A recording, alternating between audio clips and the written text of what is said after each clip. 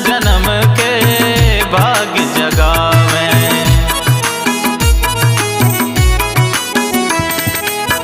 सब तीरथ तेरे तट पर आवे, अमृत जल पी अमर हो जावे। बैठे चरण चारों धाम हो तेरे बन के भिखारी। बैठे चरण चारों धाम हो तेरे बन के भिखारी। जय हो तुम्हारी माई, जय हो तुम्हारी, जय हो तुम्हारी माई, जय हो तुम्हारी, जय हो जय माई। रेवा नर्मदा मैया हो तेरी महिमा है भारी। रेवा नर्मदा मैया हो तेरी महिमा है भारी।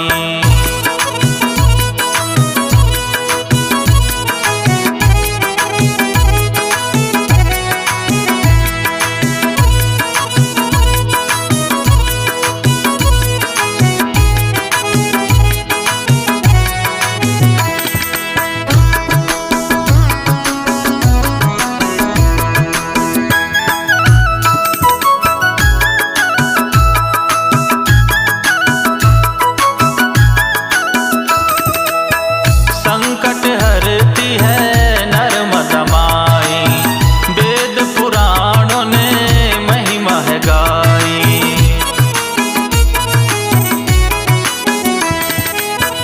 गज मोतियन के हार चढ़ावे, परिक्रमा कर सब तर जावे। बैठे चरण सब छोड़ हो तेरे बनकर पुजारी। बैठे चरण सब छोड़े हो तेरे बनकर पुजारी।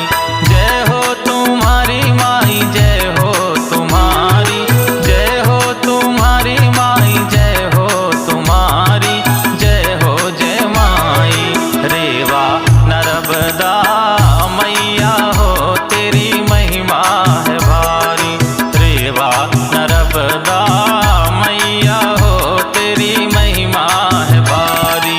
मंगरे पे बैठी माई करती सवारी, मंगरे पे बैठी माई करती सवारी। जय हो जय माई। रेवा नर्मदा